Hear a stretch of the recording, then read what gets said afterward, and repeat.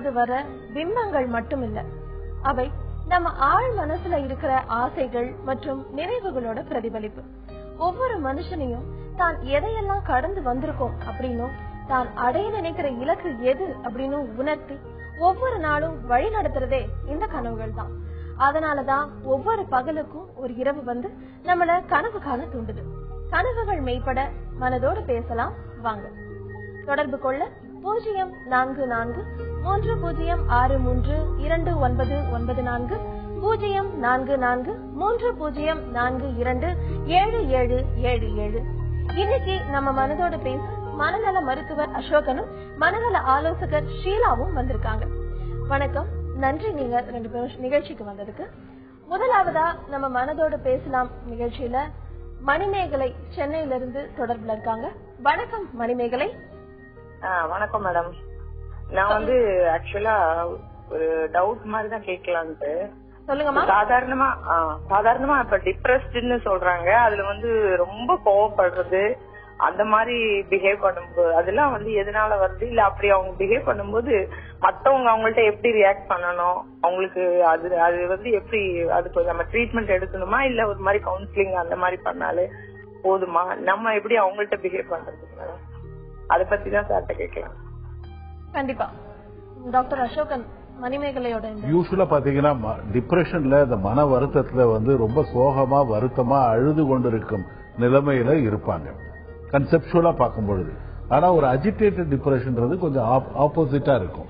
தன்னுடைய இருத்தலுக்கு, அதாவது தான் இருப்பதற்கே எங்கேயாவது ஒரு த்ரெட் வரும்பொழுது கொஞ்சம் ஆவேசமா, சில சமயம் இந்த வயசான பாட்டிங்க மண்ணள்ளி வீசுவாங்கல்ல, நாசமா போ நீ நல்லா இருக்க மாட்ட அப்படின்னு சொல்லிட்டு தன்னுடைய ஆற்றாமையை வெளிப்படுத்துற அஜிடேட்டட் டிப்ரெஷன்ல கோபம் வரும். டிப்ரெஷன்ல நீங்க கேட்ட கேள்வி ஏன் கோபம் வருதுன்னா, ஏற்கனவே ஒரு குறிப்பிட்ட விஷயத்தை நினைத்து கொண்டு வருத்தமா இருப்பாங்க. எல்லாமே எதிர்மறையா இருக்கும், தன்னை பற்றி, தன்னை இருக்கும் சூழ்நிலையை பற்றி, தன்னுடைய எதிர்காலத்தை பற்றி. அப்ப வந்து அவங்களுக்கு வந்து வேற எந்த சிந்தனையும் இருக்காது, எந்த விதமான டிஸ்டர்பன்ஸும் இருக்கக்கூடாதுன்னு நினைத்து கொண்டிருக்கும் பொழுது யாராவது அதை டிஸ்டர்ப் பண்ணும் பொழுது கோபம் வரலாம். ஆளுமை சம்பந்தப்பட்ட விஷயம் கோபம். டிப்ரெஷன்ல வந்து யூசுவலா தன்னை நொந்து கொள்வார்கள், தன்மேல் கோபம் காண்பிப்பார்கள், தன்மேல் வருத்தம் வந்து அதிகமா இருக்கும், தன்மேல் ஒரு கழிவிறக்கம் இருக்கும். கோபம்ன்றது அவர் சார்ந்த ஆளுமைக்கு சாதாரணமா இருக்கும். ஒருத்தர் வருத்தப்படாருன்னா என்ன காரணம்னு பார்க்கணும். நம்ம வந்து அவருடைய காரணங்களை இல்லாம கொஞ்சம் ஆதரவான ஒரு பார்வை, அவரா வந்து அதுல வெளியில வந்து சொல்றதுக்கு வேண்டிய முயற்சிகளை இது பண்ணலாம். ஒரு நிகழ்வின் காரணமாக வருத்தப்பட்டிருந்தா ஒரு ஆலோசனை பண்ணலாம். வியாதியா வரும்பொழுது மனநல மருத்துவ ஆலோசனையை பெறுவது அவசியமா. மணிமேகலை, டாக்டர் அசோகன் சொன்ன மாதிரி நீங்க அவருடைய அறிவுரைகள் படி நடந்தீங்கன்னா, ஒரு மருத்துவரை அணுகுனீங்க அப்படின்னா நிச்சயமா இந்த பிரச்சனைக்கு தீர்வு ஏற்படும். அடுத்ததா சென்னையில இருந்து பிரியா நம்ம கூட தொடர்புல இருக்காங்க. வணக்கம் பிரியா. வணக்கம் மேடம், சார் கிட்ட பேசணும். கண்டிப்பாமா, பேசுங்க. ஹலோ, சொல்லுங்க பிரியா. Good afternoon doctor. என்னோட நேம் பிரியா. மேரேஜ் ஆகி 5 இயர்ஸ் ஆகுது. எனக்கு 2 கேள்வி. என்னன்னா, இப்ப வந்து மனசு விட்டு பேசினா எல்லா ப்ராப்ளமும் சால்வ் ஆயிடும்னு சொல்லிட்டு சொல்றீங்க. ஆனா வந்து எனக்கு என்ன ப்ராப்ளம்னா, அதாவது நாங்க எங்களுக்கு ரிலேஷன்ஸ் பக்கத்துல இருக்கோம். அதே எங்க வீட்டுக்கார் வந்து அவங்க எல்லாம் நல்லவங்க தான். பட் ஆனா ஒரு சில விஷயங்கள்ல வந்து இவருக்கு ஒரு சிலது புரிய மாட்டேங்குது. ஏன்னா நான் ஹவுஸ் ஒய்ஃப், நான் வீட்லயே இருக்கிறதுனால என்ன நடக்கிறதுங்கிறத பாக்குறேன். பட் ஆனா நான் வந்து அவர்கிட்ட ஒரு சில விஷயங்களை சொல்லக்கூடாதுன்னு நினைப்பேன். இந்த மாதிரி இவர் சொல்லுவாரு, அதெல்லாம் அப்படி இல்ல, அவங்க அப்படிலாம் பண்ண மாட்டாங்கன்னு சொல்லுவாரு. நான் சொல்லுவேன் இந்த மாதிரி நடக்குது வீட்டுல. நான் சொன்னேன்னா அவர் என்ன சொல்லுவாரு, நீ அதை விட்டுரு. ஆனா அவர் டக்குன்னு அவர் புரிஞ்சுக்க மாட்டாரு. ஒரு 10 days கழிச்சு அந்த பிரச்சனையை பேஸ் பண்ணி ஏதாவது ஒண்ணு நடக்கும்போது நான் சொல்லுவேன், நான் ஏற்கனவே சொன்னல இவங்க எல்லாம் இப்படித்தான், நீங்க நம்ப மாட்டீங்க அப்படின்னு சொன்னா அப்ப வந்து அவர் புரிஞ்சுக்கிறாரு. ஆனா டக்குன்னு நான் சொல்லும் போது எடுத்துக்க மாட்டேங்கிறாரு. இதனால 2 பேருக்கும் வாக்குவாதம் அதிகமாகும், பிரச்சனை வரும். அவர் என்ன சொல்லிடுவாரு, மத்தவங்களை விட நீ கரெக்டா இருந்துக்கோ அப்படின்னு சொல்லுவாரு. நான் வீட்டுல இருக்கிறதுனால, நான் வந்து வீட்டுல ஹவுஸ் ஒய்ஃபா இருக்கிறதுனால நடக்கிற ஒரு சில விஷயங்களை பார்க்கும்போது எனக்கு ரொம்ப மனசு கஷ்டமா இருக்கும். இவரை ஏமாத்துறாங்க அப்படின்ற மாதிரி எனக்கு ஒரு சில பிரச்சனை இருக்கும். இதுவும் இல்லாம எனக்கு வந்து வீட்லயே இருந்து எதையாவது யோசிச்சுட்டே இருப்பேன். இப்போ ஏதாவது இந்த மாதிரி பிரச்சனைன்னு சொல்லும் போது எனக்குள்ளேயே அவங்க இப்படி பண்ணாங்க அதே எனக்குள்ளேயே நான் கேட்டு நானே பதில் சொல்லிக்கிற மாதிரி எனக்குள்ளேயே நான் பேசிக்கிற மாதிரி இருக்கும் டாக்டர். இது இல்லாம எனக்கு வந்து ஒரு 2 years வந்து தைராய்டு வந்து லோவா இருக்குன்னு சொல்லிட்டு சொல்றாங்க. அதனால என்ன ப்ராப்ளம் வரும் டாக்டர்? எனக்கு வந்து அலர்ஜி இருக்கு. இந்த தைராய்டு லோனால எனக்கு இந்த ப்ராப்ளம் இருக்குமா? அதாவது நீங்க சொன்னீங்கல்ல, மனசு விட்டு பேசினா சரியாயிடும், நான் மனசு விட்டு பேசுறேன் ஆனா புரிஞ்சிக்க மாட்டாரு என்னுடைய கணவர்னு. பொதுவா ஒரு நல்ல மாணவனுக்கு வந்து தேவை வந்து ஒரு நல்ல குருவை நம்ம தேர்ந்தெடுக்கலன்னா ரொம்ப சிரமமான விஷயம். யாருக்கிட்ட வந்து பேசுறது, யார்கிட்ட வேணாலும் வந்து மனசை விட்டு திறந்து பேசிட்டீங்கன்னா பிரச்சனை தான். இந்த உலகத்துல வந்து if you ask for advice many people will help, if you ask for help many people will advice. நீங்க வந்து சம்பந்தப்பட்டவர்கிட்ட நீங்க பேசும்பொழுது அதை வந்து ஏற்றுக்கொள்ளக்கூடியாத ஒரு நிலைமை ஏற்படலாம். ஏன்னா நீங்க எனக்கு புரிஞ்சுக்கிற வரைக்கும் உங்க வீட்டுல இருக்கிறவங்களை பத்தி உங்க வீட்டுக்காரர் வந்து பத்தி தப்பா நினைக்கிறாங்க, வீட்டுக்காரர்கிட்ட அதாவது சம்பந்தக்காரர் சண்டைக்காரர்கிட்ட நீங்க மனசை விட்டு பேசுதல் என்பது வந்து அவ்வளவு முடியாத காரியம். ஒரு வெல்விஷர், ஒரு ஃப்ரெண்டு, ஒரு நல்ல மனிதர், அதாவது உடனடியா நம்ம பார்க்க முடியாது, நம்முடைய நம்பிக்கைக்கு பாத்திரமானவர், நம்மளுடைய விஷயங்கள் தெரிஞ்சா கூட அதை வந்து ஒரு உண்மையான ஒரு அக்கறையோட நமக்கு உதவணும்ன்ற ஒரு அக்கறையோட அடுத்தவங்களுடைய அந்தரங்கத்தை தெரிஞ்சு எனக்கு கொஞ்சம் அதுல கிராட்டிஃபை ஆகிற அந்த மனப்பான்மை உள்ளவர்களிடம் நீங்கள் மனதை விட்டு பேசுதல் தவறு.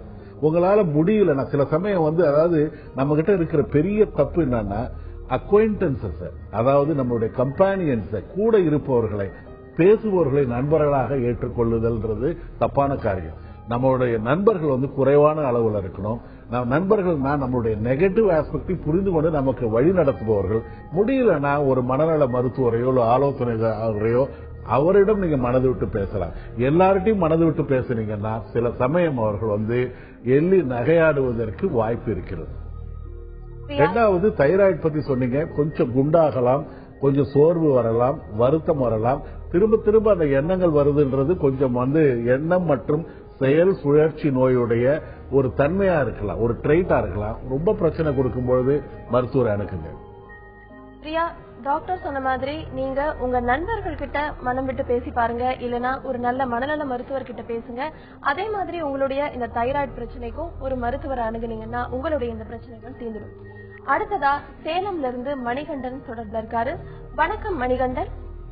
Madam, good evening madam. சொல்லுங்க மணிகண்டன். மேடம் பாத்தீங்கன்னா எங்க அம்மாவுக்கு தான் ப்ராப்ளம் மேடம்.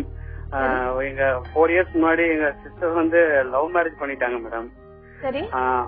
அப்பையில இருந்தே பாத்தீங்கன்னா அம்மாவுக்கு வந்து தூக்கத்துல வந்து பாத்தீங்கன்னா பேசுறது, தன்னால தூங்காம வந்து விடிய முடிச்சிட்டு இருக்கிறது, இந்த மாதிரி ப்ராப்ளம் இருந்துச்சுங்க மேடம். அப்ப பாத்தீங்கன்னா அங்க சேலத்துல வந்து மனநல டாக்டர் வந்து கன்சல்ட் பண்ணாங்க மேடம். டேப்லெட் சாப்பிட்டுட்டு இருக்காங்க. பட் ஆனா எங்களுக்கு வந்து இன்னும் இந்த கால் வலி, இந்த பெயின் எல்லாம் வந்து அதிகமா இருக்குங்க மேடம். டாக்டர் சொன்னதுக்கு மூளையில ஏற்பட்ட அந்த பாதிப்பு தான் வந்து அந்த கால்ல வந்து பெயினா வந்து எஃபெக்ட் ஆகுது அப்படின்ற மாதிரி சொல்லியிருக்காங்க மேடம். இல்ல அதுக்கு இதுக்கு ஏதாவது சம்பந்தம் இருக்குங்களா, இல்ல வேற ஏதாவது நியூரோ டாக்டர் ஏதாவது பாக்கணுங்களா அப்படின்ற டவுட். இத பத்தி நம்ம கேட்டலாம் மணிகண்டன்.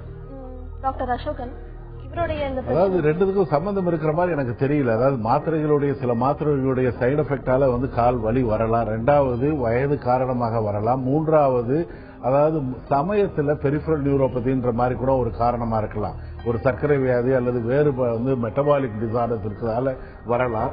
நீங்க வந்து அதாவது இன்னும் வந்து நீங்க அந்த மருத்துவர்கிட்ட வந்து மறுபடி பாருங்க. கால் வலின்றது ஒன்றும் பிரச்சனை இல்லை. அதுக்கு வேண்டிய தேவைப்பட்டால் அதற்கு மாத்திரைகள் வந்து சில நாட்கள் சாப்பிட்டா அது சரியாயிடும். அதுக்கு என்ன காரணம் பார்த்து கண்டுபிடிச்சு இது பண்ணுங்க. மாத்திரைகளை தொடர்ந்து சாப்பிட்டு வாங்க. வணக்கம் பானு. நான் இங்கதானே பேசுறேன், அதுலயே பேசுறேன். பானு, ஹலோ, சொல்லுங்கம்மா. ஹலோ மேடம், நான் டாக்டர்கிட்ட பேசணுமே. கண்டிப்பாமா சொல்லுங்க. நீங்க எதை பகிர்ந்துக்க போறீங்க? எனக்கு வந்து ரொம்ப டிப்ரெஸா இருக்கு மேடம். மனசுல வந்து எப்போதும் இறுக்கமாவே இருக்கு. ரொம்ப கோபம் வருது. நேரங்கள் எல்லாம் வீணாயிடுச்சுன்னு வருத்தமா இருக்கு. எதை பார்த்தாலும் கோபமா வருது, வெறுப்பா இருக்கு. சரிம்மா, இதுக்கு என்ன தீர்வு நம்ம கேட்கலாம். ஷீலா, நீங்க சொல்லுங்க. இவங்க ரொம்ப டிப்ரெஸ்டா இருக்குன்னு சொல்லி சொன்னாங்க. பானு, உங்க வயசு என்ன? பானு, உங்க வயசு என்ன? என் வயசு எனக்கு 20 ஆகுதுங்க மேடம். 20. கல்யாணம் முடிஞ்சதா? இல்ல கல்யாணம். என்ன டிப்ரெஷன்மா உங்களுக்கு? நான் வந்து 10th வரையும் படிச்சிருக்கேன். அதுக்கு மேல நான் படிக்கல. ஆக்சுவலி எனக்கு சின்ன வயசுல இருந்தே ஃபேமிலி நிறைய ப்ராப்ளம்னால ஸ்கூல் வந்து என்னால சரியா படிக்க முடியல. அதுக்கப்புறம் 10th முடிச்சுட்டு 2 வருஷம் +1 +2 போகல. வீட்லயே தான் இருந்தேன். எனக்கு வீசிங் ஆஸ்துமா இருக்கு. அதனால அந்த டிப்ரெஷன்ல நான் இருந்ததுனால அந்த வீசிங் ஆஸ்துமாவோட ரொம்ப உடம்பளவுலயும் கஷ்டப்பட்டேன், மனசளவுலயும் கஷ்டப்பட்டேன். அதுக்கு ட்ரீட்மெண்ட் சரியா பண்ணவும் இல்ல. ஒரு பக்கம் ஃபேமிலியில நிறைய ப்ராப்ளம். அதுவும் இதுவும் என்னால பேலன்ஸ் பண்ண முடியாம 2 வருஷம் எனக்கு வீணா போயிடுச்சுன்னு அதை நினைச்சு ரொம்ப வருத்தமா இருக்கு. அதை நினைச்சு எனக்கு நைட்டு பூரா தூக்கம் கூட வர மாட்டேங்குது. வீணா போயிடுச்சு, இனிமே என்ன பண்றது, ஃபியூச்சர் நினைச்சு ரொம்ப பயமா இருக்கு மேடம்.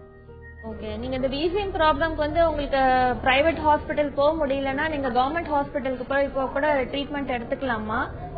அது கொஞ்ச நாள்ல நீங்க ட்ரீட்மெண்ட் எடுத்துட்டானா இந்த டேப்லெட்ஸ் எல்லாம் கொடுப்பாங்க, சரியாயிடும். நீங்க அந்த ஹெல்த் வந்து உங்களுக்கு நல்லானாலே உங்களோட ஃபியூச்சரை பத்தி கொஞ்சம் திங்க் பண்ண ஆரம்பிப்பீங்க. இத பத்தி கவலைப்படாதீங்க, இது டெம்பரரி ஃபேஸ் தான். கனெக்ட் பண்றீங்களா? நான் பேசணுமே ப்ளீஸ் மேடம். டாக்டரா கொஞ்சம் ப்ளீஸ் மேடம் கொஞ்சம் கனெக்ட் பண்ணீங்கன்னா. பானு கொஞ்சம் சத்தமா சொல்ல முடியுமா? இல்ல டிவில வந்திருக்காருங்களா சைக்காட்ரிஸ்ட், அவர்கிட்ட கனெக்ட் பண்ண முடியுமா ப்ளீஸ் மேடம்? கொஞ்சம் கனெக்ட் பண்ணுங்க. நீங்க பேசணுமா? டாக்டர் அசோகன் உங்ககிட்ட பேசணும். பானு, அதாவது நீங்க பாத்தீங்கன்னா நீங்க வந்து உங்களுடைய நிலைமை வந்து இப்ப அதுவும் மேற்கொண்டு படிக்க முடியல. 2வது உடல் உபாதைகள் இருக்கு. 3வது ஒரு குடும்ப சூழ்நிலையும் வித்தியாசமா இருக்கு. எல்லாமே சேர்ந்து வந்து இருக்கும் பொழுது மனசு வந்து நிச்சயமா வருத்தமா இருக்கு. ஒரு விரக்தியின் எல்லையில தூங்க முடியல. கொஞ்சம் வந்து உங்களுடைய பாஸ்ட்லயும் ஒரு நல்ல விஷயம் இருக்கிற மாதிரி நீங்க சொல்லல. நான் பட்டதெல்லாம் உடம்பு ரீதியாகவும் மனது ரீதியாகவும் கஷ்டமா இருக்குன்னு நிச்சயமா கொஞ்சம் வருத்தம் இருக்குன்னு எனக்கு தோணுது. முதல்ல இந்த வருத்தம் வந்து முதல்ல கிளியர் ஆகிறதுக்கு சில மாத்திரைகள் கண்டிப்பா சாப்பிட்டுதான் ஆகணும். என்ன எந்த அளவு ஆறுதல் கொடுத்தா கூட கீழே விழுந்து கிடக்கிறவங்களுக்கு கொஞ்சம் கையை தூக்கி விடுற மாதிரி மருந்து மாத்திரை கண்டிப்பா வேணும். மாத்திரைகள் சாப்பிட்டதுக்கு அப்புறம் உங்களுக்கு தூக்கம் நல்லா வரும், மூடு நல்லா இருக்கும். நீங்க உங்களுடைய மூடு வந்து வருத்தமா இருக்கும் பொழுது ஒரு சந்தோஷமான விஷயம் கூட வித்தியாசமா தெரியும். அதுவே கொஞ்சம் எலிவேட் ஆயிட்டு நல்ல நிலைமைக்கு வரும்பொழுது உங்களுக்கு ஓரளவு அடுத்தவர்கள் சொல்லும் பொழுது அதை கேட்கக்கூடிய பக்குவம் இருக்கும். ஒரு லான்ச்சிங் பேட் தான் இது மாத்திரைகள். நிச்சயமா வந்து அரசு மருத்துவமனையில மனநல பிரிவு போயிட்டு மாத்திரைகள் வாங்கி சாப்பிடுங்க. அதுக்கப்புறம் மருத்துவ ஆலோசனைகள் பெற்றுக்கொண்டால் பிரச்சனைகள் வந்து தீர்வதற்கு வாய்ப்பு இருக்கு. பானு, டாக்டர் சொன்ன மாதிரி நீங்க ஒரு மனநல மருத்துவரை அணுகுங்க. உங்களோட பிரச்சனை என்ன அப்படின்னு அவங்க கிட்ட கேட்டு அதற்கான மாத்திரைகள் எல்லாமே சாப்பிடுங்க. உங்களுடைய இந்த பயம், இந்த பிரச்சனை, ஃபியூச்சரை பத்தின பயம் எல்லாமே சரியா போயிடும். அடுத்ததா பெங்களூர்ல இருந்து யுவராணி தொடர்புல இருக்காங்க. வணக்கம் யுவராணி. வணக்கம் டாக்டர். சொல்லுங்க. எனக்கு மேரேஜ் ஆகி 3 இயர்ஸ் ஆகுது. எனக்கு ஒரு குழந்தை இருக்கான். ஸ்டார்டிங்ல இருந்து என்கேஜ்மெண்ட் ஆனதுல இருந்து என் ஹஸ்பண்ட்க்கு அவங்க ஃபேமிலில இருந்து ஸ்டில் வெறும் ப்ராப்ளம் இருக்கு. அவங்க என்னோட மாமியார் வீட்டுல ரொம்ப ப்ராப்ளம் பண்ணி எங்க அம்மா அப்பா வீடெல்லாம் ரொம்ப. நீங்க கொஞ்சம் சத்தமா பேச முடியுமா? எங்க மாமியார் வீட்டுல எங்க ஹஸ்பண்ட் இவங்க எல்லாம் வந்துட்டு எங்க அம்மா வீட ரொம்ப அசிங்கப்படுத்திட்டாங்க. அது இப்போ நல்லா இருந்தா கூட எனக்கு அந்த ஃபியூச்சர்ல அவங்க பண்ண விஷயம்ல என்னால ஏத்துக்கவே முடியல. சம்டைம் அதனாலே பிரச்சனை, வீட்டுல எங்க 2 பேருக்கும் பிரச்சனை வந்துட்டே இருக்கு. அது எப்படி என்னால சார்ட் அவுட் பண்றதுன்னு தெரியல. ஈவன் ஓகே இதெல்லாம் பாஸ்ட் நான் ஒரு பக்கம் நினைச்சாலும் அது என்ன அடிக்கடிக்கு வந்து டிஸ்டர்ப் பண்ணி அதனாலே 2 பேருக்கும் சண்டை வந்துட்டே இருக்கு. என்னால ஸ்மூத்தா அவங்க ஃபேமிலிக்குள்ள என்னால போக முடியல. என்ன பேசினாலும் கூட அவங்க அது மாதிரி பண்ணிட்டாங்களே, நம்மள இவ்வளவு கஷ்டப்படுத்திட்டாங்களே, நம்மள இவ்வளவு பண்ணிட்டாங்களே, அதேதான் எனக்கு ஞாபகம் வருது. வேண்டி அவங்களால ஸ்மூத்தா போக முடியல. இதுதான் என்னோட பிரச்சனை. நீங்க ஹலோ சொல்லுங்க யுவராணி, கேக்குது. இதுதான் மேடம் என்னோட பிரச்சனை. இதுல இருந்து நான் எப்படி வெளியில வருதுன்னு சொல்லுங்க, நான் டிவில பாத்துக்கிறேன். கண்டிப்பா இத பத்தி நம்ம கேட்கலாம். ஷீலா, யுவராணியோட இந்த பிரச்சனை. உங்களுக்கு பிரச்சனை வந்து உங்க மாமனார் மாமியார் இது மாதிரி தான் சொன்னீங்க. மெயினா வந்து பழசெல்லாம் கொஞ்சம் மறக்கிறதுக்கு ட்ரை பண்ணுங்க, அப்பதான் நியூ லைஃப் வந்து உங்களுக்கு நல்லா இருக்கும். ஆனா மெயினா பாத்தீங்கன்னா ஹஸ்பண்ட் அண்ட் வைஃப், குழந்தை இவங்களுக்குள்ள ரொம்ப பிரச்சனை இல்லாம பாத்துக்கோங்க. அதுதான் உங்களுக்கு டே டு டே லைஃப் வந்து கொஞ்சம் அஃபெக்ட் பண்ணும். மாமனார் மாமியார்லாம் ஒரு ஏஜ் ஃபேக்டரா, உங்களுக்கு ஏஜ் ஆச்சு, சோ இன்னைக்கு நல்லா இருப்பாங்க, நாளைக்கு வந்து கூடிப்பாங்க. சோ டெய்லி லைஃப் வந்து அந்த பிரச்சனைனால அவங்க அஃபெக்ட் ஆக போறது இல்ல உங்களுக்கு நடந்த விஷயத்தினால. இப்போ உங்க ஹஸ்பண்ட் நல்லா இருக்காங்களா, குழந்தையோட நல்லா இருக்கா ரிலேஷன்ஷிப், அப்படி நினைச்சிட்டு வாழ்ந்தீங்கன்னா தான் உங்க ஃபியூச்சர் நல்லா இருக்கும். பழச இது பண்றது மறந்துருங்க கொஞ்சம். யுவராணி, ஷீலா சொன்ன மாதிரி பழைய விஷயங்கள் எல்லாம் மறந்துட்டு இப்போ உங்க லைஃப் எப்படி இருக்கு, இப்போ நீங்க எவ்வளவு சந்தோஷமா உங்க லைஃப் லீட் பண்ணலாம் அப்படின்னு நினைச்சீங்கனாலே நீங்க நிச்சயமா சந்தோஷமா இருக்க முடியும். அடுத்ததா திவ்யா, திருநெல்வேலியில இருந்து திவ்யா நம்ம கூட தொடர்புல இருக்காங்க. வணக்கம் திவ்யா. வணக்கம் திவ்யா. மேடம், எனக்கு வந்து தலையில வந்து ஒரு சின்ன கட்டி இருக்கு. அது ரொம்ப வலிக்குது. அது தலை வலிச்சா வந்து அந்த கட்டி வந்து வீங்கிடுது. தலை வலிக்குதுன்னா வந்து அந்த கட்டி நார்மல் ஆயிடுது. அதுக்கப்புறம் நான் தூங்கும் போது ஓகே தலைவலிக்குன்னு தூங்கலாம் போது என் காதுல வந்து யாரோ என்கிட்ட பேசுற மாதிரியே, யாரோ 2 பேர் கான்வர்சேஷன் பண்ற மாதிரியே இருக்கு எனக்கு. அதெல்லாம் ஒரு மாதிரி எனக்கு அந்த கான்வர்சேஷன் ரொம்ப டிப்ரெஸ் ஆகுது. அது எல்லாமே ஒரு நெகட்டிவாவே பேசுற மாதிரியே இருக்கு எனக்கு. அதுக்கப்புறம் தூங்கி எழுந்திரிச்சாவது நிம்மதியா இருக்கலாம்னா ஃபுல்லா ஒரே கெட்ட கெட்ட கனவுகளா வருது எனக்கு. அதனால எனக்கு எதை கண்டாலுமே பயமாவே இருக்கு. லைக் நம்ம வந்து வீட்டை கூட்டிட்டு வெளியில போனா கூட்டணுமோ கூட்டலையா அப்படிங்கிற மாதிரி ஒரு ஆசிலேஷன் இருக்கலாம். அதே மாதிரி நான் கரெக்டா பண்ணாலுமே ஓகே நான் இதை கரெக்டா பண்ணாலும் இல்லையாங்கிற ஒரு எதை கண்டாலும் எனக்கு ஒரு பயமாவே இருக்கு லைஃப்ல. நிம்மதியா தூங்கி எந்திரிக்கும் போது முடியல. அப்பா பார்த்தாலும் ஒரு ஒரே கெட்ட கெட்ட கனவுலாம் வருது. இருந்தாலும் நான் அடிக்கடி சூசைட் தாட்ஸ் கூட வருது. பட் ஆனா நான் ரொம்ப பேலன்ஸ்டா இருக்கேன். ஓகே இதெல்லாம் வந்து மென்டலா ப்ராப்ளம்ஸ் தானே. ஆனாலும் வந்து என்னால வேற ஒர்க்ஸ்ல கான்சன்ட்ரேட் பண்ண முடியல. டைமும் அதை நினைச்சு நினைச்சு எனக்கு வேஸ்டாவே போயிட்டு இருக்கு. திவ்யா, இந்த பிரச்சனைக்கு நீங்க டாக்டரை பாத்தீங்களா? உங்களுடைய இந்த பிரச்சனைக்கு? இல்ல, ஆக்சுவலி வந்து நான் என்னோட ஸ்டடிஸ் முடிச்சுட்டு 4 வருஷம் வீட்டுலதான் இருக்கேன். நான் எந்த ஜாபுக்கும் போகல. சோ ஓகே எனக்கு வீட்டுல இருக்கிறதுனாலதான் இந்த மாதிரி தாட்ஸ் வருதோ அப்படின்னு சொல்லிட்டு நான் அதை விட்டுட்டேன். பட் டே பை டே வந்து அது ரொம்ப ஒஸ்டா தான் போயிட்டு இருக்கு. என் காதுல மொதவர் எனக்கு சைனஸ் ப்ராப்ளம் இருக்கு. அதனால எனக்கு அந்த கட்டி வந்துதான் தெரியல. என் காதுல வர விங்குன்னு சம்டைம்ஸ் வந்து சவுண்ட் கேட்கும். தூங்கும் போது யாரோ பேசுறாங்க, எனக்கு அது வந்து கிளியரா கேக்குது. பட் ஆனா வந்து அது வந்து நான் படிச்சேன் சம் நியூஸ் பேப்பர்ஸ்ல, அதெல்லாம் வந்து மேபி இலியூஷன் அப்படிங்கிற மாதிரி. பட் ஆனா எனக்கு அதை பத்தி எதுவுமே கிளியரா கிடைக்கல. திவ்யா, இப்ப நீங்க எதை பத்தி கேட்க விரும்புறீங்கம்மா? உங்களுக்கு இந்த பிரச்சனை ஏன் வருது அப்படின்னு தெரிஞ்சுக்கணுமா உங்களுக்கு? எனக்கு வந்து நான் தூங்கும் போது யாரோ பேசுறாங்க, அது ஏன்னு எனக்கு தெரியணும். சரி, நம்ம அதை பத்தி டாக்டர் கிட்ட கேட்கலாம். டாக்டர் திவ்யாவோட திவ்யா, உங்களுக்கு வந்து அப்சசிவ் கம்பல்சிவ் டிசார்டர் சொல்லக்கூடிய எண்ணம் மற்றும் செயல் சுழற்சி நோய் இருக்கு. ஒரு குறிப்பிட்ட எண்ணம், அது உங்களுடைய எண்ணம், அது திரும்ப திரும்ப வரும். அந்த எண்ணம் வந்து எந்த விதமான கான்செப்ட்ல கூட போக்கஸ் ஆகலாம். சந்தேகத்தின் அடிப்படையில் இருக்கலாம், அசிங்கமான ஒரு கான்செப்டா இருக்கலாம், அல்லது நம்ம வந்து சரியா ஒரு வேலையை செயலை செஞ்சோமான்ற மாதிரி ஒரு பயம் ஏற்படலாம். நீங்க அதுக்கு ரெண்டாவது கொஞ்சம் வருத்தம் இருக்கு. தலையில வந்து இருக்கிற கட்டி வந்து தலைவலி இருக்கும் பொழுது வலி இருக்கு, அது வந்து வேற. எனக்கு வந்து தலையில இருக்கிறது வந்து நீ அவசியம் வந்து ஒரு மருத்துவர்கிட்ட, ஒரு அறுவை சிகிச்சை மருத்துவர்கிட்ட, சாதாரண கட்டியா இருக்கலாம். நான் அதை வந்து என்னதுன்னு சொல்ற நான் விரும்பல. ஏன்னா அதை கரெக்டா பார்த்துட்டு சொல்லணும். பயப்படக்கூடிய அளவுக்கு ஒன்னும் அந்த கட்டி இருக்காது. தலையில உள்ள கட்டி இருந்தாதான் நீங்க பயப்படணும். மேல கட்டி இருக்கிறதால நீங்க பயப்பட வேண்டிய தேவையில்லை. தூங்குறதுக்கு முன்னாடி யாரோ பேசுற மாதிரி சொல்றீங்கல்ல, அதை வந்து ஹிப்னோகாகிக். ஹிப்னோனா தூக்கம், காகிக்னா முன்னாடி, தூங்குவதற்கு முன்பாக. யூசுவலா வந்து எனக்கு இது வந்து உங்களுடைய எண்ணங்களே குரல்களாக கேட்கிறதா அல்லது அடுத்தவருடைய குரல் கேட்குதா, கிளியரா கேட்குதா, ஒரு கிளியர் கான்சியஸ் ஸ்டேட்ல கேட்குதா, இதெல்லாம் வந்து நீங்க அவசியம் ஒரு மருத்துவரை பார்க்கணும். மனநல மருத்துவரை நீங்க மாத்திரைகள் சாப்பிடணும். கொஞ்சம் பயம், கொஞ்சம் பதட்டம், கொஞ்சம் வருத்தம், கொஞ்சம் வந்து அப்சஷன் எல்லாம் ஒரு கலந்த ஒரு நியூராட்டிக் ஸ்பெக்ட்ரமா இருக்கீங்க. அவசியம் மாத்திரை சாப்பிடணுமா, நீங்க மருத்துவரை அணுகுங்க. திவ்யா, டாக்டர் சொன்ன மாதிரி நீங்க நிச்சயமா கண்டிப்பா ஒரு மனநல மருத்துவரை அணுகுங்க. உங்களுடைய இந்த பிரச்சனைக்கு தீர்வு கிடைக்கும். அடுத்ததா ஹோசூர்ல இருந்து சத்யா தொடர்புல இருக்காங்க. வணக்கம் சத்யா. ஹலோ. வணக்கம் சத்யா, சொல்லுங்க, நீங்க எதை பகிர்ந்துக்க போறீங்க? மேடம், நானு என்னோட ஃபியூச்சர் பத்தி தான் சார்ட்ட கேட்கணும். எனக்கு ஒரு டென்ஷனா இருக்குதுங்க.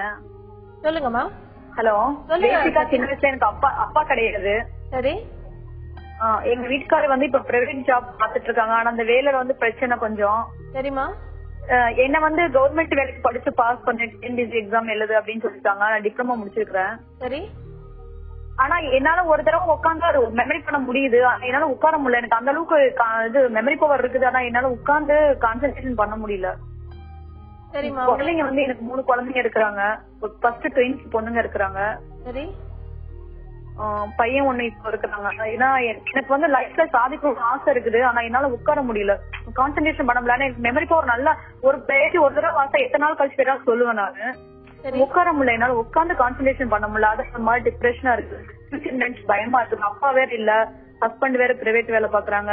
நம்மளால எப்படி வந்து நான் வந்து லைஃப்ல சின்ன வயசுல இருந்து சாதிக்கணும்னு ஒரு வெறி இருக்கு. ஆனா அதான் எப்படி எங்க தம்பி டிஎன்பிஎஸ்சி எக்ஸாம் எழுதி பாஸ் பண்ணிட்டாங்க சார். அதுதான் இப்ப நானும் அது மாதிரி பாஸ் பண்ணணும்னு ஒரு ஆசை இருக்குது. எங்க வீட்டுக்காரர் போர்ஸ் பண்றாரு, நீ படி பாஸ் பண்ணு, என்னால வேலை பார்க்க முடியாது ரெகுலரா, வந்து என்னோட ஆபீஸ்ல பிரச்சனை இருக்கு அப்படின்றாங்க. அதான் எனக்கு ஒரு பயம். அதான் சார்ட்ட வந்து ட்ரை பண்ணேன். சார்ட்ட ஐடியா கேட்கலாம். நிச்சயமா நீங்க கவலைப்படாதீங்கம்மா. உங்களுடைய இந்த கான்சென்ட்ரேட் பண்ண முடியாம இருக்கிறதுக்கு என்ன காரணம்னு நம்ம டாக்டர் கிட்ட கேட்கலாம். டாக்டர் அசோகன், அப்பா இல்லாம வளர்ந்துருக்கீங்க. ரெண்டாவது, உங்களுடைய ஹஸ்பண்டுடைய வேலை வந்து அவ்வளவா தற்காலிகமான வேலை இருக்கு, நிரந்தரம் இல்ல. நீங்க பேசும்பொழுதே பாத்தீங்கன்னா ஃபியூச்சரை பத்தி ரொம்ப அதிகமா பேசுறீங்க. ஒரு இன்செக்யூரிட்டி ரொம்ப அதிகமா இருக்கு. அதாவது கடந்த காலம் என்பது நினைவு, எதிர்காலம்ன்றது ஒரு நம்பிக்கை, நிகழ்காலம்ன்றது ஒரு நிஜம்.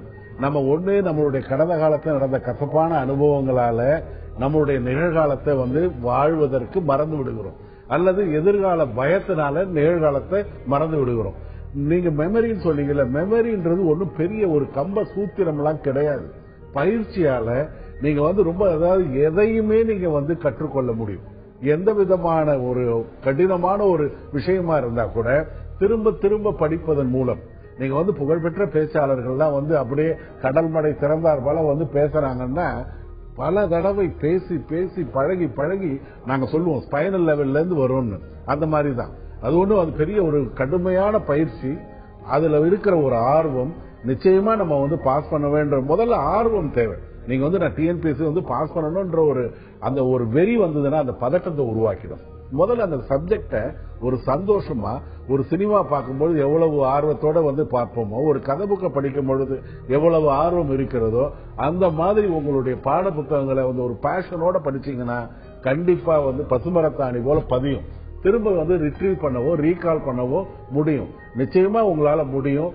சூழ்நிலை மற்ற விஷயங்களை ஒதுக்கிடுங்க. படிக்கும் பொழுது கம்ப்ளீட்டா டிசோசியேட் ஆவாங்க. அதாவது ஒரு செட்டுக்கு வந்து ஒரு நடிகர் வந்து அது வரைக்கும் இருந்துட்டு அந்த பாத்திரமாவே மாறிடுறாங்கல்ல, அந்த மாதிரி ஒரு சூழ்நிலையில நீங்க மாறும் பொழுது மறதி என்பது காணாமல் போய்விடும்.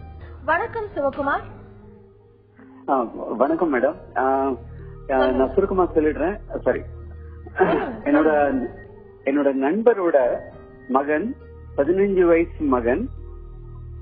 இந்த பையன் அவனோட பேரண்ட்ஸ் வந்து 45-47 வயசு ஆகும்போதுதான் இந்த குழந்தைய பெற்றிருக்காங்க. ஒரே மகன். அவங்க இண்டஸ்ட்ரியலிஸ்ட், அதனால அவங்களுக்கு பணம் பிரச்சனை இல்லை. அப்பா வந்து ஒரு குஜராத்தி ஜெயின், அம்மா வந்து கோவன் கிறிஸ்டியன். இவங்க காதல் திருமணம் பண்ணிக்கிட்டாங்க. இந்த பையன் வந்து நார்மலா இருந்தா, 10ஆம் கிளாஸ் எக்ஸாம் கொடுத்திருக்கான். 8ஆம் கிளாஸ் வரைக்கும் ஓகே நார்மலா இருந்துட்டு இருந்தான். இந்த 3 வருஷமா டோட்டலாவே அவுட் ஆஃப் கண்ட்ரோல் போய் இப்போ இந்த 10ஆம் கிளாஸ் ஸ்டார்டிங்ல இருந்து வெளியில பல கெட்ட நண்பர்களோட சேர்ந்துட்டு இப்போ சிகரெட் பிடிக்கிறது, அவங்க வீட்டுல ஆர்த்தடாக்ஸா வெஜ் தான் சாப்பிடுவாங்க, எல்லாம் சிக்கன் சாப்பிடுறது, அப்படி வெளியில சுத்த ஆரம்பிச்சாச்சு. அப்புறம் அவங்ககிட்ட நிறைய பணப்புழக்கம் இருக்கு. அவங்க எப்படி அந்த பணம் எல்லாம் வருதுன்னு தெரியல. வீட்டுக்கு 12 மணிக்கு வர்றது, 2 மணிக்கு வர்றது, அந்த மாதிரி கம்ப்ளீட்லா அவுட் ஆஃப் கண்ட்ரோல் ஆயிட்டான். வீட்டுல வந்து என்ன அவங்க இது பண்ணி கண்ட்ரோல் பண்ணாலும் வீட்டுல எல்லாத்தையும் உடைக்கிறது, வீட்டுல கர்டன் எல்லாம் கொளுத்தி விடுறது, இந்த மாதிரி எல்லா வகையான அராஜகங்களும் பண்றான். ஒரு சின்ன நைஃப் எடுத்து அம்மா மேல அடிச்சு வயிற்றுல எல்லாம் கீறிட்டான்.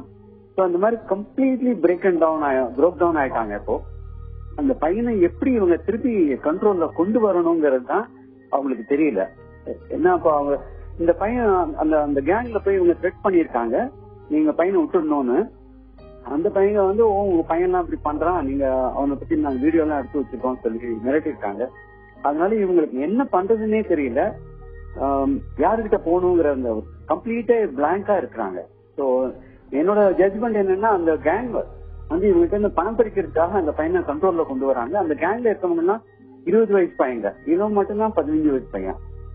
இதுதான் சிச்சுவேஷன் மேடம். கண்டிப்பா சிவகுமார், இதுக்கு என்ன தீர்வு அப்படின்னு நம்ம கேட்டு தெரிஞ்சுக்கலாம்.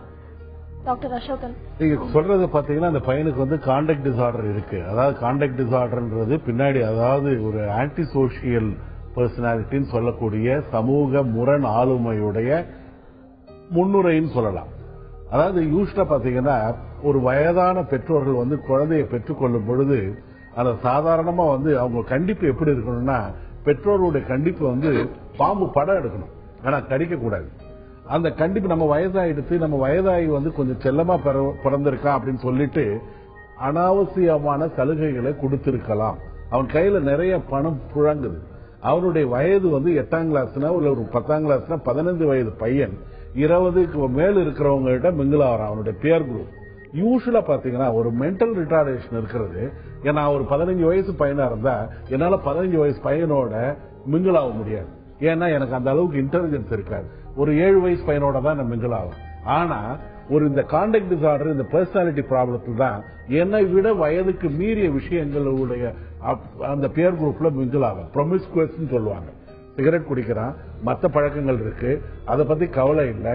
தன்னோட அதாவது சில தவறுகள் செய்யலாம். அந்த தவறுகள்ல இருந்து நம்ம சில சமயம் அனுபவங்களை, பாடங்களை கத்துக்கணும். நான் செய்த செயலுக்கு நான் வருந்தி ஆகணும், திருந்தி ஆகணும். அது இல்லாத நிலைமையில ஒரு இப்பதான் அதாவது 18 வயதுக்கு மேல அந்த பர்சனாலிட்டி டிசார்டர்னு சொல்லுவேன். இது கான்டக்ட் டிசார்டர் இருக்கு. அந்த கேங்கு அந்த மாதிரி விஷயங்கள்லாம், அதாவது இந்த உலகம் எப்படி இருக்குன்னா, முன்னாடி இருந்ததை விட காற்று சும்மா, மரம் சும்மா இருந்தா கூட காற்று அதனை சும்மா விடுவதில்லை.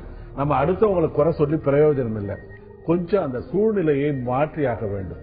இந்த இடத்திலிருந்து அவனை கொஞ்சம் வேறு ஒரு இடத்துக்கு, வேறு ஒரு ஊராக இருக்கலாம், வேறு ஒரு இதுவா இருக்கலாம், அவனுக்கு அவனுடைய கொஞ்சம் தடம் மாறுவதற்கு, தளம் மாறுவதற்கு, வழி தொலைந்து போவதற்கு சாத்தியக்கூறுகள் குறைவாக இருக்கும் பட்சத்துல அவனை ஒரு சூப்பர்வைஸ்டு ஃப்ரீடமோட இருக்கணும். நிறைய பெற்றோர்கள் கவலைப்பட வேண்டும், கொஞ்சம் கஷ்டப்பட வேண்டும். அவங்ககிட்ட அவன் கூடவே இருக்கணும். அதுக்காக அவனை திட்ட முடியாது. ஏன்னா கான்டக்ட் டிசார்டர் இருக்கு. இது சூழ்நிலையால மாறணும், அவர்களும் மாறணும். கொஞ்சம் சிரமமான விஷயம். அந்த இடத்தை விட்டு மாறி இருப்பது நல்லதுங்க. சிவகுமார், டாக்டர் சொன்ன மாதிரி, டாக்டர் சொன்ன அறிவுரைகளை நீங்க உங்க நண்பர்கிட்ட சொன்னீங்கன்னா, அதுபடி அவங்க நடந்தாங்கன்னா நிச்சயமா அவங்களுடைய மகன் இந்த பழக்கத்துல இருந்து மாறிடுவான். அடுத்ததா ஈரோடுல இருந்து தேவி நம்ம கூட தொடர்புல இருக்காங்க. வணக்கம் தேவி. வணக்கங்க. சொல்லுங்க தேவி. டாக்டர் அசோக், நான் உங்கள்கிட்ட பேசணும். சொல்லுங்கம்மா, பேசுங்க. டாக்டர் சொல்லுங்கம்மா, சொல்லுங்க. எனக்கு அப்பா அம்மா இல்ல, அப்பா இருக்காங்க, 3 பிரதரு. நான் ஒரு பொண்ணு தான். என்னோட 2 பிரதருக்கும் எனக்கும் கல்யாணம் ஆயிடுச்சு. இன்னொரு பிரதருக்கு 38 வயசு ஆயிடுச்சு. ஆனா அவருக்கு திருமணம் தாமதமாயிட்டே போகுது. அதனால எல்லாரும் சொல்றாங்க, நேரத்தை தான் காரணம் காட்டுறாங்க. நேரம் வந்தா முடிஞ்சிரும் சொல்றாங்க. சரிமா, இது நேரத்துக்கும் கல்யாணத்துக்கும் சம்பந்தம் இருக்கா? நல்லா ஒர்க் பண்றாங்க, அழகா இருக்காங்க, ஆனா கல்யாணம் மட்டும் தாமதமாயிட்டே போகுது. கேட்டா எல்லாரும் ஜாதகக்காரங்களும் நேரம் வந்தாதான் முடியும்னு சொல்றாங்க. இதுக்கும் திருமணத்துக்கும் என்ன சம்பந்தம்? ஆமா, எனக்கு அதாவது நேரம்ன்றது என்னால புரிஞ்சிக்க முடியலம்மா. நேரம்ன்றது என்னை பொறுத்த வரைக்கும் அதற்கும் திருமணத்துக்கும், அதாவது திருமணம் நடக்கும் பொழுது நேரம் நல்ல நேரமா இருக்குவாங்கன்னு சில பேர் பார்ப்பாங்க. ஆனா இது 38 வயது, அழகா இருக்கார், ஏன் அவரா தேடிக்க கூடாது? பொதுவா பாத்தீங்கன்னா நம்ம கூட இருக்கிறவங்க தான் பலவிதமான குறைபாடுகளை சொல்லி இது சரியில்லை, அது சரியில்லை.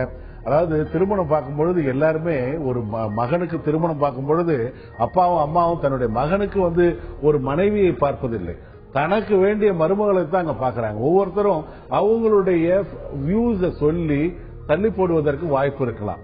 அதாவது ஒரு 10 பேர் சேர்ந்து ஒரு திருமணத்தை நடத்தணும். ஆனா அதே 10 பேர் சேர்ந்து திருமணத்தை தள்ளி போடவும் இருக்கலாம். உங்க பிரதரை வச்சு யாராவது அவர் விரும்புற பொண்ணை கல்யாணம் பண்ண சொல்லுங்களா? அதுக்கு என்ன நேரம் இருக்கு? ஏன் நீங்களா ஒரு பொண்ணை அதாவது எங்கேயாவது ஒரு காம்ப்ரமைஸ் பண்ணணும். அழகா வேணும், அறிவா வேணும், வசதியா இருக்கணும். ஒரு 10 கண்டிஷன் ஏதோ ஒரு திரைப்படத்துல வர்ற மாதிரி எல்லாமே இருக்கிறது தேவதைகள் தான். அந்த சினிமாவில் சொல்ற மாதிரி மகாலட்சுமி மாதிரி இருக்கிறதுனா மகாலட்சுமி எப்படி இருப்பாங்கன்னு தெரியாது, நம்மளும் எப்படி இருப்பாங்கன்னு தெரியாது. அதனால எங்கேயாவது ஒரு காம்ப்ரமைஸ் பண்ணிட்டு சில விஷயங்களை விட்டு கொடுத்துட்டு ஒரு பெண் பாருங்க, உடனடியா இருக்கும். முடிஞ்சா சொல்லுங்க, நானும் வரேன். தேவி, டாக்டர் சொன்ன மாதிரி நீங்க சில காம்ப்ரமைசஸ் பண்ணி உங்க சகோதரர் கிட்ட பேசுனீங்கன்னா நிச்சயமா உங்க சகோதரருக்கு சீக்கிரத்திலேயே கல்யாணம் நடக்கும். அடுத்ததா சுவாதி நம்ம கூட தொடர்புல இருக்காங்க. வணக்கம் சுவாதி. வணக்கம் டாக்டர். சொல்லுங்க சுவாதி, நீங்க எதை பகிர்ந்துக்க விரும்புறீங்கம்மா? நான் எனக்கும் ஹஸ்பண்டுக்கு ஏதாவது பிரச்சனை வந்துருச்சு அப்படின்னா நான் என்ன அறியாமலேயே நான் சுட்டு கொள்றேன், கைகளை வெட்டி கொள்றேன். அப்படி சொல்லுங்கம்மா சுவாதி. அவங்க தொடர்புல இல்ல டாக்டர். இப்போ சமீபத்துல ஒரு இன்சிடென்ட் ஒண்ணு நடந்தது. ஒரு லேடி கடையில ஷோரூம்ல இருந்து எல்சிடி டிவியை அவங்க சாரிக்குள்ள மறைச்சு வச்சு எடுத்துட்டு போனாங்க. அது சிசிடிவி கேமரால பார்த்து கண்டுபிடிச்சிட்டாங்க. பட் இந்த மாதிரி அதாவது சிசிடிவி கேமரா இருக்குன்னு தெரியும், கடையில தைரியமா அதை எடுத்துட்டு போறதுக்கு அவங்களுக்கு எப்படி அந்த மனநிலை அங்க போய் எல்லாரும் இருப்பாங்கன்னு அந்த பயத்தையும் தாண்டி அது வருது. இது கிளெப்டோமேனியா அப்படின்றதுக்கும் இதுக்கும் இல்ல. கிளெப்டோமேனியாவுக்கும் ஸ்டீலிங்க்கும் வித்தியாசம் என்னன்னா, ஸ்டீலிங்ல அந்த பொருளுடைய மதிப்பு எனக்கு முக்கியமா பிரதானமா தெரியும். நீங்க ஒரு மொபைல் போன் வச்சிருக்கீங்கன்னா அது காஸ்ட்லியான மொபைல் போன், அதை வச்சுட்டு நான் வந்து நிறைய வித்துக்கலாம். ஒரு 30,000 ரூபாய் 40,000 ரூபாய் இருக்கும். அது என்ன லூரிங்கா இருக்கும். பட் கிளெப்டோமேனியாவில் அதனுடைய பொருளுடைய மதிப்பு எனக்கு முக்கியம் இல்லை. அதை திருடணும், அதை எடுக்கணும்ன்ற ஒரு இம்பல்ஸ் இருக்கும், ஒரு வெறி இருக்கும். அது அது இல்லைன்னா அது எடுக்காத வரைக்கும் எனக்கு ஏதோ ஒரு மாதிரி ஆயிடுவேன். எடுத்த உடனே ஒரு சந்தோஷம், அதனுடைய வேல்யூ எனக்கு கிடையாது. கிளெப்டோமேனியாவில் நீங்க பாத்தீங்கன்னா திருநாளும் அதை மறைக்கக்கூடிய சாத்தியக்கூறுகள் இருக்காது. ஓரளவு மாட்டிப்பாங்க, திரும்ப திரும்ப மறுபடியும் அடி வாங்கினாலும் அது திரும்ப திரும்ப எடுப்பாங்க. ஆனா ஸ்டீலிங்ல விலை மதிப்புக்காக திருடுறாங்க. அதுவும் அதே போய் நானும் பார்த்தேன். அது கண்டபடி இடத்துல மறைச்சிட்டு போறாங்க. அதாவது ஏதோ பெண்கள் மறைக்க கூடாத இடத்துல வச்சிருக்கிறதால அது கண்டிப்பா ஸ்டீலிங் தான். அது கிளெப்டோமேனியா கிடையாது. ஒரு பொருளை வேணா இப்படி வச்சுட்டு நான் வச்சுட்டு வரலாம், இது கிளெப்டோமேனியா இருக்கலாம். ஒரு பயங்கரமான இதுவால அது கிளெப்டோமேனியா கிடையாது, ஸ்டீலிங் தான். அது முதல் தடவை செய்யும் பொழுது அந்த திருடு பயம் இருக்கு.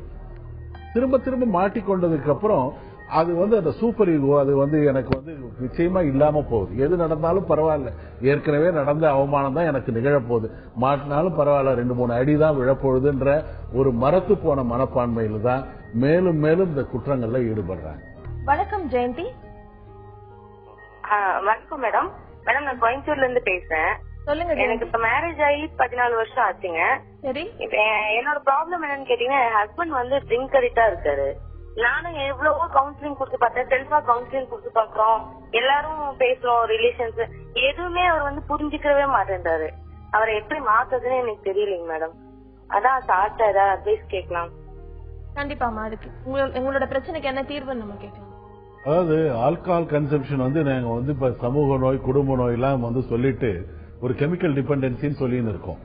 நிச்சயமா நீங்க மருத்துவர்கிட்ட, ஏன்னா அந்த குறிப்பிட்ட மருந்து அல்லது அந்த ஆல்கஹால் சாப்பிட பொழுது சில விளைவுகளை ஏற்படுத்தும்.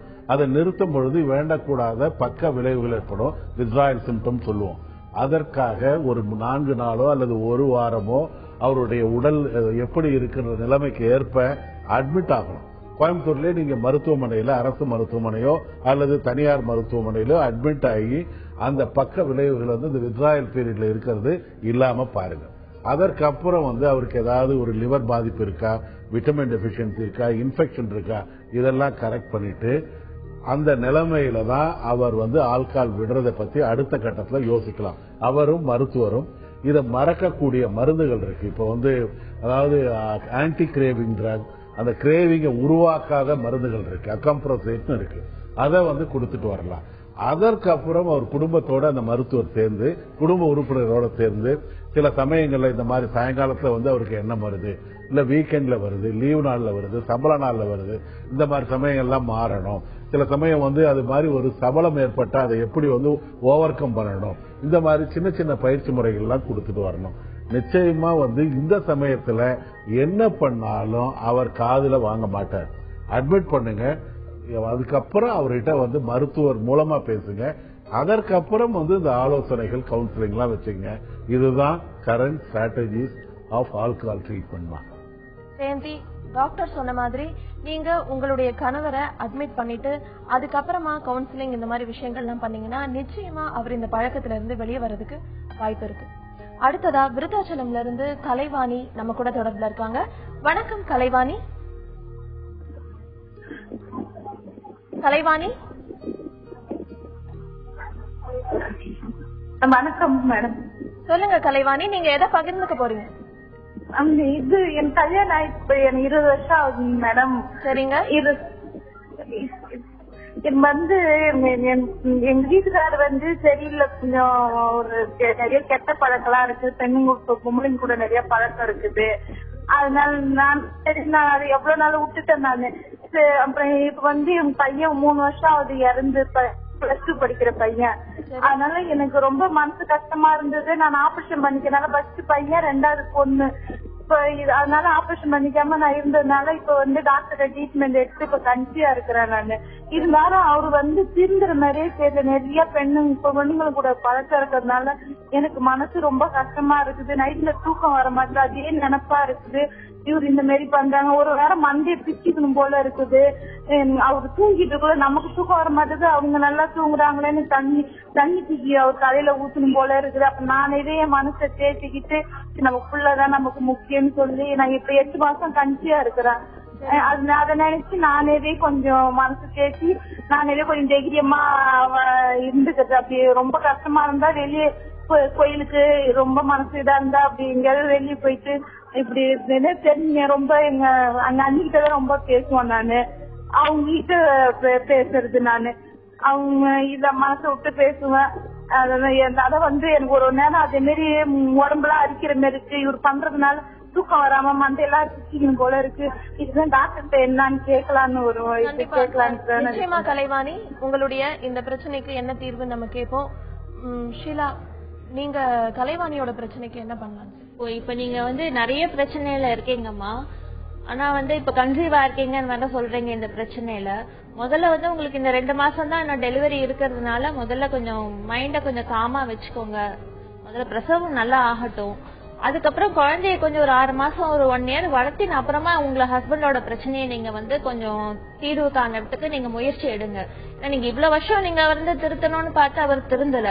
இப்போ உங்களுக்கு மெயின் பிரச்சனை உங்களுக்கு குழந்தை டெலிவரி ஆகணும், அந்த குழந்தைய நல்லா வளர்க்கணும். அதுக்கப்புறம் நீங்க அவரோட இதுல கான்சன்ட்ரேட் பண்ணுங்க. இப்ப குழந்தைய டெலிவரி ஆகிறதுக்கு மட்டும் கான்சன்ட்ரேட் பண்ணுங்கம்மா. அதுதான் உங்களுக்கும் நல்லது, பிரசவமும் நல்லபடியா நடக்கும். கலைவாணி, முதல்ல உங்களுக்கு உங்களுடைய குழந்தை பிறக்கட்டும், அதுக்கப்புறமா உங்க கணவரை திருத்துறதுக்கான வழிகளை நீங்க பாக்கலாம்.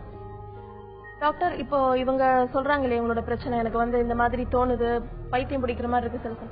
இது சில பேருக்கு ஒருவேளை கன்சீவா இருக்கிறதுனாலயே இந்த மாதிரியான மாற்றங்கள் வர வாய்ப்பு இருக்கா? அதாவது நீங்க பாத்தீங்கன்னா கன்சீவா இருக்கும் பொழுது சில விளைவுகள் ஏற்படும். மனசு கூட வருத்தமா இருக்கலாம். இதுவும் அந்த அம்மா ஆன்டினேட்டல் வியூக்கு பெண் மருத்துவர்கிட்ட போகும் பொழுது அவசியம் இவருடைய கணவரை அழைத்து செல்ல வேண்டும். அந்த பெண் மருத்துவர் மூலமா சொல்லும் பொழுது கொஞ்சம் கேட்பாங்க. ஒரு கர்ப்ப காலத்துல இருக்கும்போது ஒரு கொடுமைக்கார மாமியார் கூட கொஞ்சம் தேவதையா நடிக்க இல்ல நடந்துக்கிறதுக்கு வாய்ப்பு இருக்கு. ஏன்னா கர்ப்பிணி கிட்ட போயிட்டு யாரும் தன்னுடைய கொஞ்சம் அவங்கள அனுசரிச்சு நடந்துவாங்க. அவசியம் மருத்துவர்கிட்ட பார்க்கணும். 2வது, சில பிரச்சனைகள் மன ரீதியால ஃபீல் பண்றதால அந்த உடல் ரீதியான பிரச்சனைகள் ஏற்படுது. அப்படியே உடல் ரீதியான பிரச்சனைகள் இருந்தா கூட இப்ப எந்த மாத்திரைகளும் தேவையில்லை. வேண்டாத தேவையில்லாத மாத்திரைகள் சாப்பிடுறது நல்லது இல்லை. முதல் 3 மாசம் தான் கரு உருவாறதுக்கு வேண்டிய பருவம். பட் இருந்தாலும் 8வது மாசம் கூட தேவையில்லை. இப்போதைக்கு அவங்க சொன்ன மாதிரி, ஷீலா சொன்ன மாதிரி குழந்தை பெறுவதை பாருங்க. அவசியம் உங்க கணவரை ஒவ்வொரு தடவை அந்த பெண் மருத்துவர்கிட்ட போகும்பொழுது அவர்கள் மூலமாக சில செய்திகளை சொல்லும் பொழுது கொஞ்சம் அடிக்க அம்மியும் நகர்ன்ற மாதிரி சில மாறுதல்கள் ஏற்படுவதற்கு வாய்ப்பு இருக்கு. இந்த நிகழ்ச்சிக்கு நம்மளுடைய நேயர்களோட கேள்விகளுக்கெல்லாம் பதிலளிச்சு பல அறிவுரைகளையும் வழங்கினீங்க. நன்றி டாக்டர் அசோகன். நன்றி ஷீலா. மாற்றங்கள் வாழ்க்கையில இன்றியமையாதவை மட்டுமில்ல, அவசியமானதும் கூட. மாற்றங்கள் தான் இன்னும் நம்ம வாழ்க்கைய ஒட்டிக்கிட்டு இருக்குன்னு நமக்கே உணர்த்துது. சாதாரண நிலக்கரி வைரமா மாறுறதும் மாற்றம் தான். ஆனா இந்த மாற்றம் முழுமையடைய தேவைப்படுற இடைப்பட்ட காலம் பல இன்னல்களை தருபவையா இருக்கும். மனித வாழ்க்கையும் அப்படிதான். இன்னல்களை தாண்டி வைரமா வெளியே வர்றதும் கரியா மண்ணுல மக்கி போறதும் நம்ம கையில தான் இருக்கு. மறுபடியும் நாளை சந்திப்போம். மனதோடு பேசுவோம். உங்களிடமிருந்து விடை பெறுவது அன்புடன் ரேவதி.